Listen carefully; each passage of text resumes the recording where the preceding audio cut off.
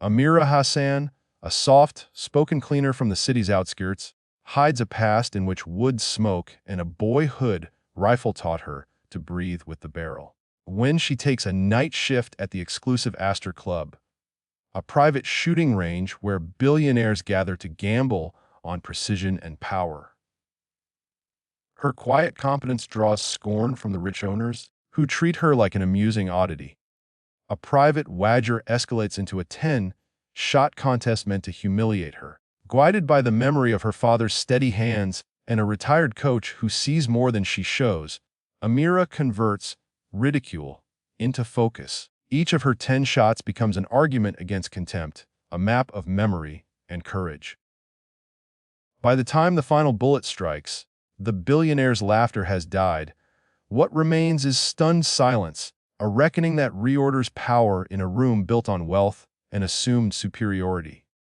The story is a cinematic exploration of class, hidden skill, quiet dignity, and the way destiny sometimes arrives in the shape of a single steady hand. The Astor Club sat like a private moon in the city, glass and pale stone cupped against a clipped lawn, iron gates that whispered of privilege when they closed, and a range behind it that smelled of fresh gun oil and ozone. In the daylight, it seemed like architecture dared to be beautiful. At night, it became a theater where rich men exercised control in precise, loud bursts. The club had everything money could buy: polished brass fixtures that never tarnished, a cellar of aged bourbon, targets that flipped on perfect timers. It had, too, an air of amusement at the sight of anyone who did not belong. Amira had been sent to the Astor to clean those polished things. She had been sent because she kept her head down, and because she had a small, honest smile that made people underestimate what lived behind her eyes. She came early, the January air cutting at her cheeks on the walk to the gate, carrying a battered thermos and a small tin of parathas wrapped in a cloth. She moved through the corridors like someone who knew how much time could be saved by doing one thing well. Washing a glass and her last fingerprint vanished. Arranging shells in a tray until their brass matched, the head steward liked her steady hands. They were practical hands, the sort that could coax a stubborn lid off without swearing, the sort that could peel a boiling egg and set it down on a saucer without flinging any yolk. Inside the shooting bay, the wealthy strode in and out like predators that had learned to pet their prey. They were called many things in the club's brochures: benefactor, patron, guest of honor. To Amira, who wiped the bar and stacked clay pigeons, they were loud. Too loud. Or funny in the way that rich people are funny when distance has stripped them of the small embarrassments other people learn to bear.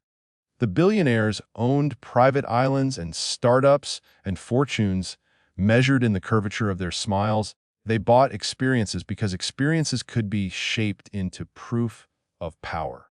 The one who noticed Amira first was not one of them, but the club's old instructor, Elias Rook. Elias was gray in the hair and still had the posture of someone who'd taught long rifle lines in colder countries, a man whose voice had a city of dust and old jokes in it. He'd retired 3 times and returned twice and had, the club whispered, once been a national coach. He took an odd pleasure in the small things, the way a bolt locked, the soft click of a clean chamber.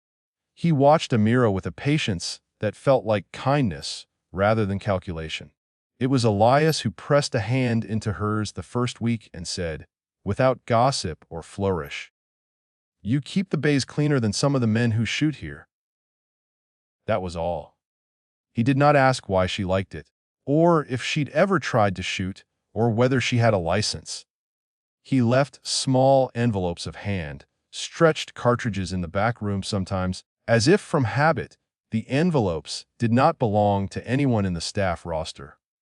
Amira, who had once held a different kind of life in her hands, folded them into the little tin where she kept scrubbing brushes.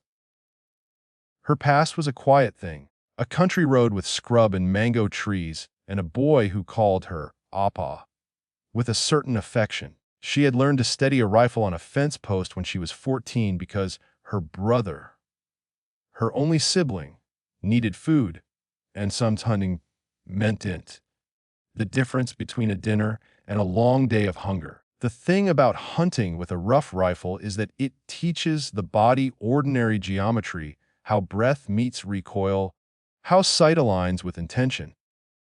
When she could have left the rifle behind, she didn't, because it made something hold still inside her while everything else moved. But then the city drew her. The brother went away. Choices closed like doors. She learned other things than how to move through glass corridors without tripping, how to keep her hands from showing muscle in a room that paid for quiet gestures. On the night the contest began, the club had more than its usual collection of men in expensive coats. The hall sparkled as if somebody had run a finger across the world and declared it polished. Victor Langley arrived with the kind of laugh that fell into corners and made them feel smaller. He was the host of an investor consortium and a man who measured his influence in the ripple of other people's decisions. Cassandra Vale came later, a woman who moved like someone who had spent her life negotiating terms. Her smile modest and exact. They were accompanied by a few other guests whose names the staff used only when they had to, and who tipped with a theatrical generosity that felt like scoring a game rather than rewarding service. Victor liked demonstrations. Talent. He said sometimes, with his fingers steepled, and the light catching what he assumed charity would buy him attention. There's nothing more interesting than a spectacle. We should make one tonight. He liked contests the way people like fireworks, loud and short and leaving no inquiries about how anything had been built. On his elbow, Cassandra watched the room like an equal, but with the cool of a banker who had learned to care about the bottom line and not the parlor flourish. To them, the shooting range was an amusement park where precision could be wagered and embarrassed laughter served as a side dish. When Amira wiped the serving counter near the range, the wealthy talked openly, the way the privileged talk about animals in a zoo. They noticed her the way predators notice a new scent in the grass. A voice, Victor's, yes, rose above the bourbon, fueled laughter. "Why don't we make this interesting?" he said. "A little challenge. Nothing too risky. The staff needs a night's entertainment." The room parted and fixed its eyes on where the staff stood, their neighbors in uniforms, ghost handlers of an opulent theater. For anyone else in the room, the suggestion would have been a novelty. To Amira, it felt like a small stone thrown into a shallow pond to watch the ripples. She said nothing. People meant to embarrass usually misread silence as a lack of backbone. "Pick someone," Cassandra said, without malice, because she had never learned to be cruel. The others chose for her. They pointed at Amira like fingers testing a string. "You can do 10 shots," Victor announced to her across glasses and good humor. "And if you get, what shall we say? If you land all 10 in the center, we'll make a donation to your charity." Laughter, like camphor smoke, moved across the room. The clause came with a sneer. The imagined charity would be one of the dozen they had already funded. Art installations. Microloans with glossy reports. The kind of money that felt better typed than given. Amira heard charity.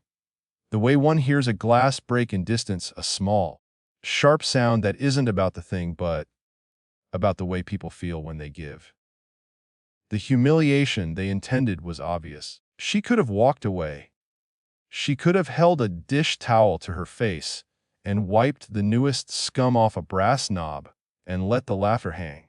But grief and pride knot in strange shapes inside women who have learned to feed families with hands that can carry heavy loads.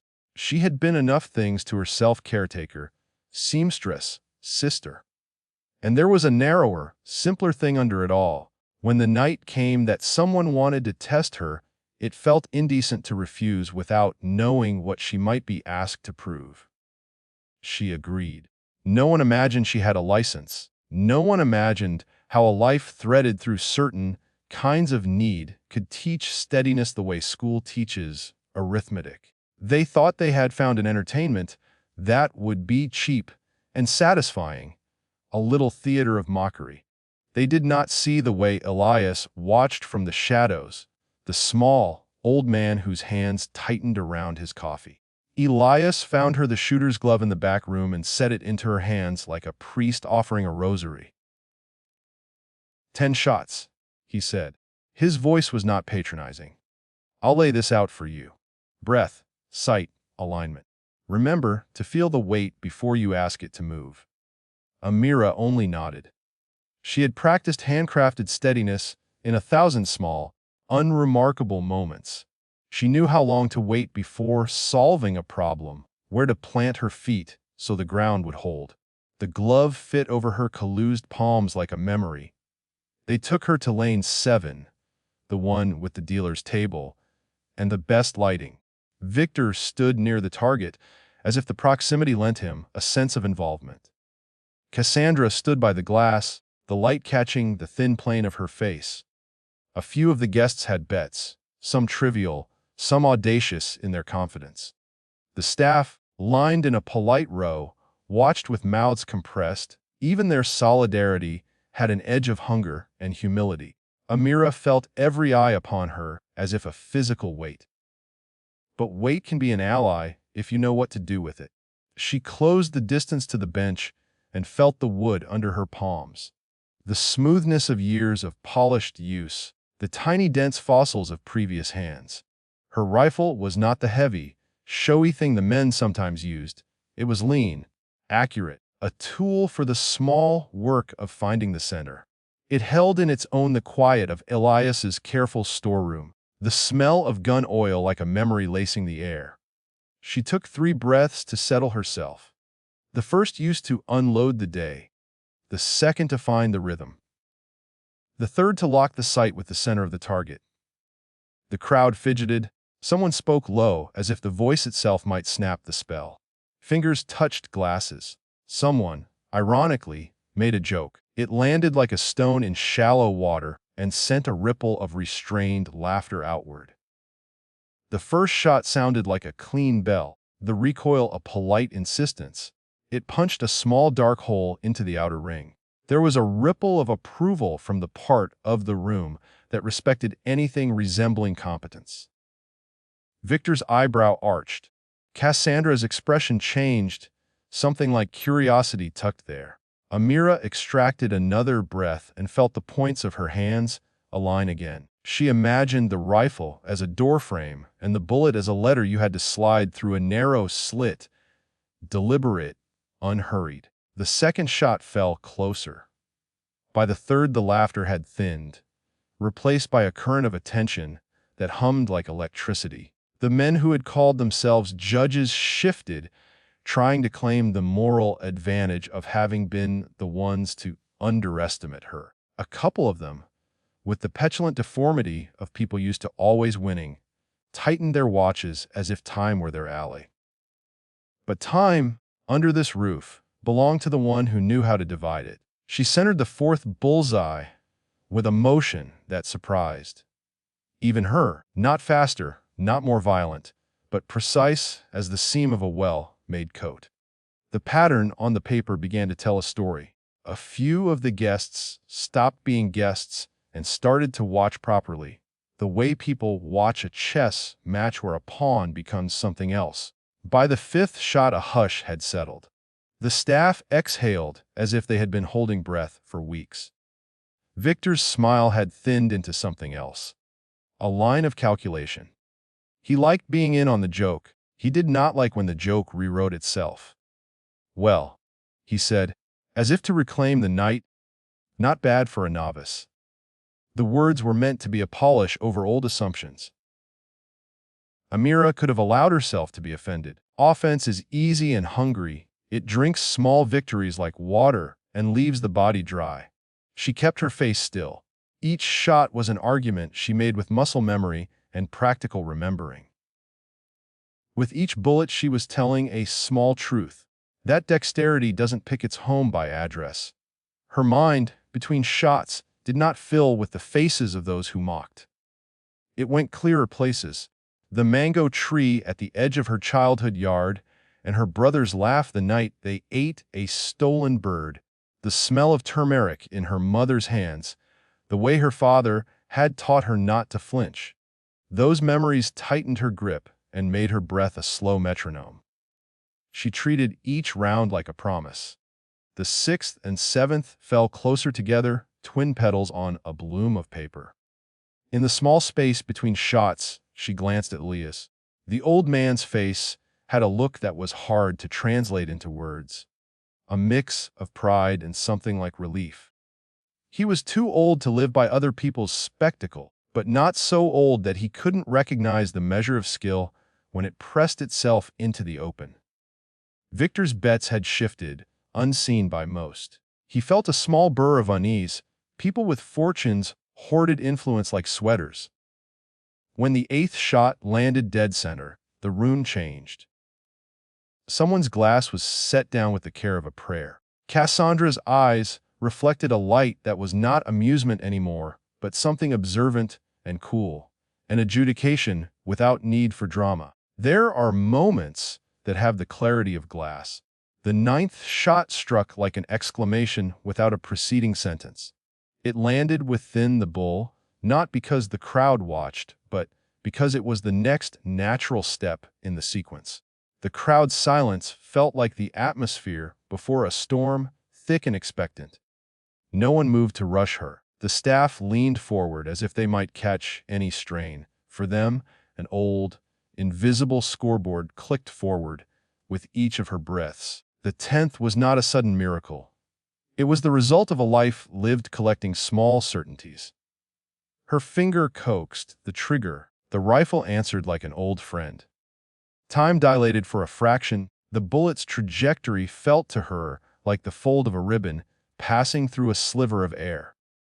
When the final shot pierced the paper, the target's center took it as if waiting. The impact was precise. A geography of intent collapsed into a small, shining hole. For a second after the 10th bullet, there was nothing at all. The silence was the sound of a lid closing. Then someone began to clap, objectively, tentatively. And the applause spread like a cautious fire, polite and small at first and then more real. Victor clapped, because clapping is what a man does when he needs to remap his authority onto a beating chest. But his clap was a measured thing, not of joy but of recognition that the evening had been rebalanced in its most inconvenient way. Cassandra did not clap. She watched Amira with a look that held questions and ledges. The corners of her mouth were not cruel. Instead, she walked forward and held out her hand with a gesture that had nothing to do with charity and everything to do with acknowledgement. It was not the applause Amira had expected, nor was it the sneer she had feared. "You are very good," Cassandra said simply. The room, like an orchestra whose conductor had left the stage, waited for the sound to be meaningful. "You should accept our donation," Victor said, forcing a smile. "Publicly, perhaps. It would be good PR. A story of supporters giving back to the community." Amira's palms still smelled faintly of gun oil and soap. She thought then of the word donation, of the nights when food had been scarce and a neighbor's help had been the thing that kept the family whole. She had learned to make do without audience. She felt the hope of pride in her chest, a delicate thing. "No," she said, with something like the calm of the range itself. "No donation." The silence returned, this time underlaid with an inquiry. "What do you mean?" Victor asked before he could stop himself. Amira set the rifle down with practiced care. The action clicked softly, a tiny punctuation. "I'm not doing this for charity," she said. "I don't need your money. I cleaned your counters long enough to know how polite it is to thank. But I don't want your pity. If you want to offer something." She looked at Cassandra. "Then offer me a job that pays me the way I earn it. Or offer the club a chance to train young people who come from places like mine. Teach them to be precise, not to be used as entertainment." There was a little stir of surprise. Victor's face hardened for a moment. His fortune had given him a quick education in how to answer, but not in how to be asked. Cassandra's expression softened in a way that suggested consideration. "We can start a program," she said, the diplomat settling into place in her speech. "A scholarship, a training cohort, real funding, not performative giving." Elias exhaled, a small laugh escaping like a wind through old reeds. "That," he said, eyes bright, "would change more than a papered donation. The million small things that sit behind a word like change are inconveniently heavy." Victor made an attempt at a joke and failed. The men in the room shuffled, no longer content to be amused. The staff's faces lit with a private smile. For Amira, the proposition was simple recognition in a currency that mattered. Training, stable pay, a place for other people who had learned to steady themselves in the narrow hours between hunger and the next day's labor. Cassandra extended an invitation, professional and exact. "Come in once a week. Teach with Elias. We'll set up a program and see where the interest lies. We can start small and not make a fuss.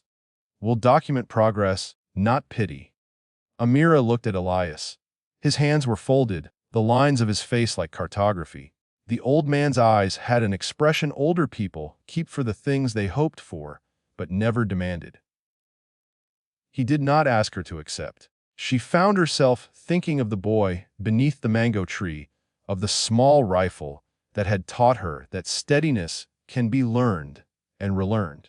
She felt, for the first time in a long while, the possibility of a place that respected what skill might look like when it came from a life that had been lived without the benefit of glossy brochures. "Yes," she said. The word fit into her as if it had been waiting in a pocket, like a simple coin for a bus ride. She accepted not because she wanted to be seen, but because the offer promised to teach others that doors could be opened with tools and instruction, not condescension. The applause that followed was warmer this time. It was not for her alone, but for something that might outlast the night's spectacle. Afterward, in the back rooms where they kept the used shells, some of the club's regulars tried to make sense of what had happened. "She must have been trained before," one of them said into his whiskey, offended by the idea of natural talent. "Or a military woman." Another offered the tired phrase about hidden talent, as if talent were a trinket turned up between cushions. "Maybe," Elias said, "because a man like Elias never wasted words on assumptions. But the truth is easier," she practiced. "Skill is a habit. Habit can be taught." Amira cleaned the lane herself that night, polishing the bench where she had set the rifle, straightening the small copper plaque that named the lane. Her hands were steady. She thought of the program and the young people who might come. Boys and girls who had never been asked to accept that their hands could do anything other than survive. She thought of how skill could rearrange lives, not by alms, but by training, by the slow acquisition of confidence. She pictured a roster of names written in ink and the sound of a ball dropping into a target, and she felt the outline of a small, stubborn hope. In the days that followed, the Astor Club changed its rhythm. Cassandra negotiated with her board and wrote proposals in her precise hand. Victor issued a press release that tried to shape the narrative into a glossy bow and failed to capture the quiet of the room where a woman had found her voice. The staff began to come to Amira, not for spectacle but for advice.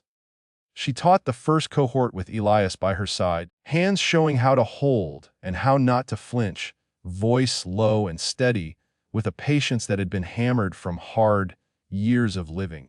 Not all lessons were about rifles.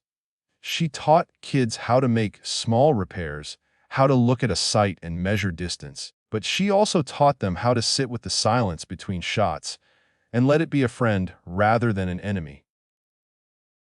The billionaires learned, as they are sometimes forced to, that power can be redistributed in quiet ways. Money to fund a program, a name on a plaque, an evening of applause that became the scaffolding for something more lasting. Victor still came sometimes, less to gloat and more to observe, perhaps because he had been humbled by a woman who refused to be spectacle. Cassandra remained a pragmatic patron who liked to see her money solve problems in measurable ways.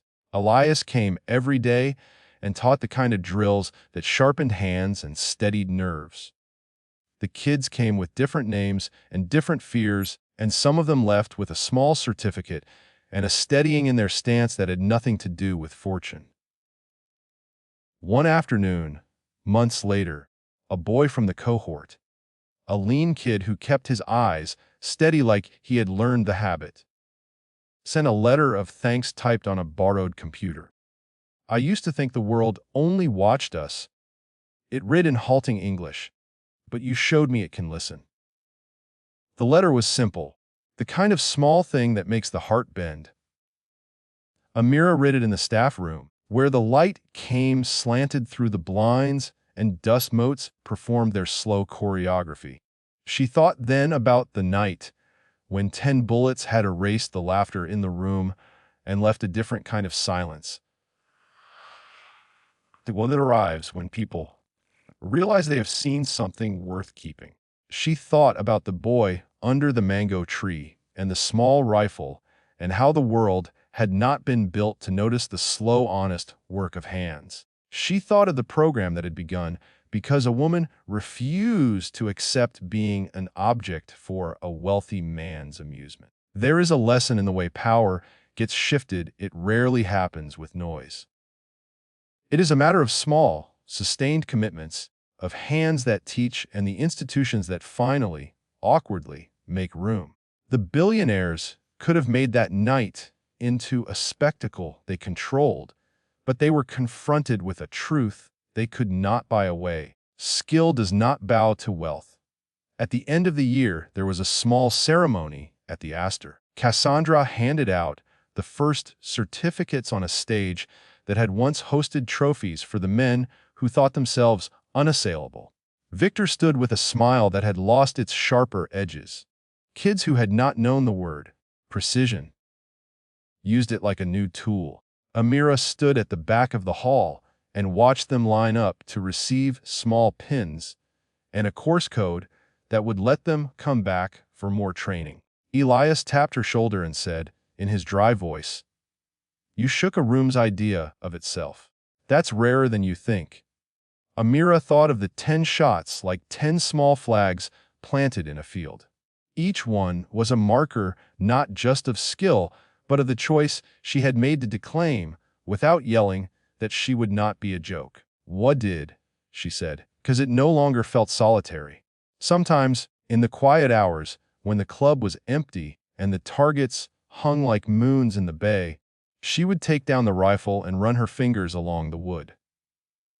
It was not a trophy, it was a tool. She liked knowing that what she did could be taught, that steadiness could be passed like a torch in the hands of someone who knew how to hold it.